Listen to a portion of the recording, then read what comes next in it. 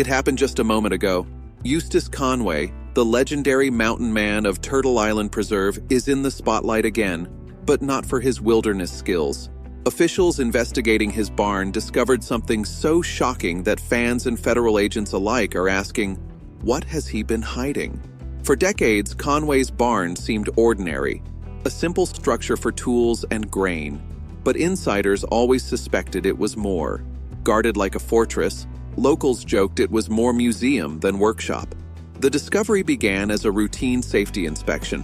When officials entered the locked barn, the air was thick with pine and something metallic. Dusty crates lined the walls, but it wasn't until a loose floorboard revealed a hidden hatch that the true secret emerged. A staircase descending into darkness. Below, shelves were filled with glass jars, rusted instruments, and animal hide books. Someone had been meticulously documenting something meant to remain hidden.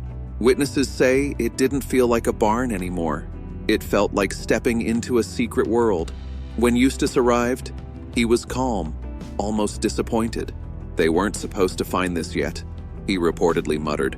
Officials are tight-lipped, but insiders hint it's unlike anything connected to Conway before. Complex, mysterious, and possibly dangerous. What was meant to be a simple barn is now the center of a mystery that could change everything we thought we knew about the mountain man. Instead of tools and grain, investigators found something far stranger, an underground vault, carefully preserved like a private archive. The air was thick with dust and the faint scent of formaldehyde. Shelves lined with dozens of glass jars contained preserved animal organs, feathers, bones, and even glowing botanical specimens. Hand-bound journals, sealed in wax, were labeled with cryptic phrases: cycle study, reversion data, project living legacy. A table held scalpels, magnifying glasses, syringes, and handmade microscopes, some decades old, some recently forged. Whoever worked here had done so recently and with precision. Crates marked with faded U.S. Forestry Service logos and FedBIO serial numbers suggested ties to government projects. One crate contained film reels labeled Cycle 19, Observations of Conscious Adaptation. Early reports hint that journals included sketches intertwining human and animal anatomy, notes on endurance, starvation, isolation, and cold exposure.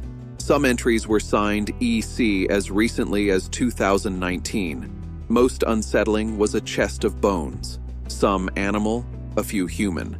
When questioned, Eustace remained silent, standing at the top of the stairs, muttering only, "They're not ready to see what I've seen." By morning, Turtle Island Preserve had transformed from a peaceful homestead into a secured investigation site. Yellow tape cordoned off the barn, police vehicles lined the road, and reporters swarmed. Inside, investigators cataloged the materials with extreme caution. The question haunting everyone: why would a man devoted to simplicity preserve such mysterious items? When Eustace finally spoke, calm and stoic, he said only, "Everything in that barn was put there with intention. The earth hides truths we refuse to see. I only preserved them." That statement raised more questions than it answered. What truths was he talking about? Reporters pressed him about the crates marked with government codes, but Eustace refused to elaborate. "Those markings don't belong to me. They belong to history," he said, then walked away, leaving investigators stunned. Multiple agencies joined the investigation, including environmental and historical officials.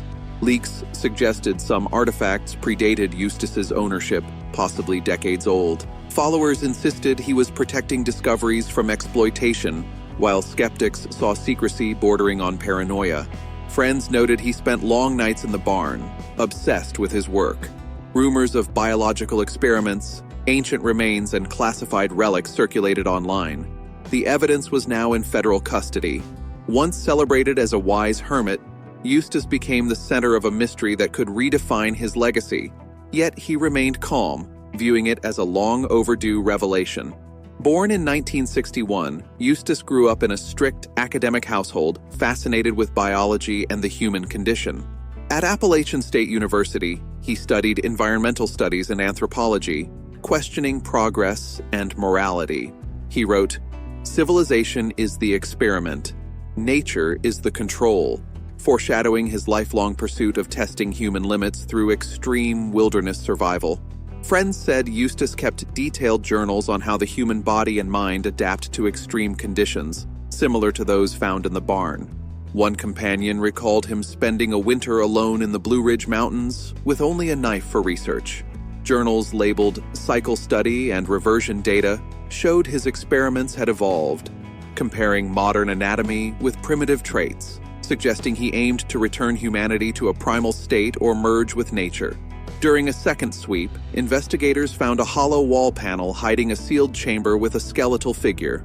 Though human-like, its elongated limbs, narrow jaw, abnormal bone density, and metallic sheen revealed it was not human. Next to it, a journal entry dated October 2020 read, "Found at creek bed, near the ridge. Movement before stillness. Structure beyond human pattern." Investigators noted the skeleton resembled sketches in his adaptive reversion model journals. Authorities seized the remains, and the FBI's involvement fueled speculation that it could be otherworldly or an undiscovered species. Social media erupted. Supporters called Eustace a misunderstood visionary, insisting the remains were for teaching or preservation. Skeptics focused on the coded journals, government-marked crates, and unregistered bones. Eustace stayed silent, responding only with a note on the barn door. "What we fear, we bury. What we bury, the earth remembers." Federal officials removed crates under heavy guard. Eustace withdrew from public life, warning friends, "They're not ready for what's coming." The wilderness he once called home had become the center of one of the strangest investigations in recent memory.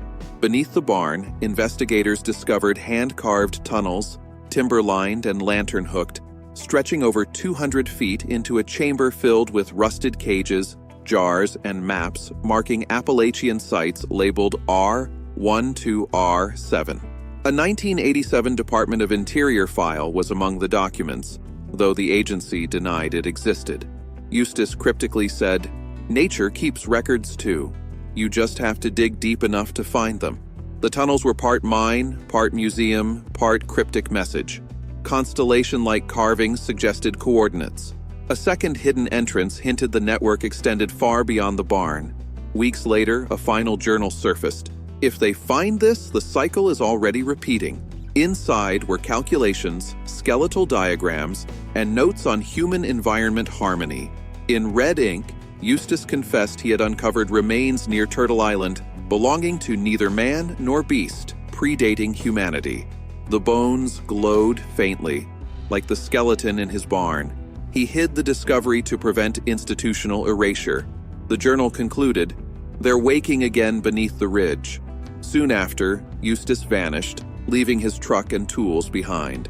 Authorities sealed the tunnels, citing hazards, with no official report released. Some say the site now glows at night. Others believe Eustace found a secret connection between man and nature. Whatever the truth, the mysteries beneath his barn have forever altered the story of America's last mountain man, and perhaps of mankind itself.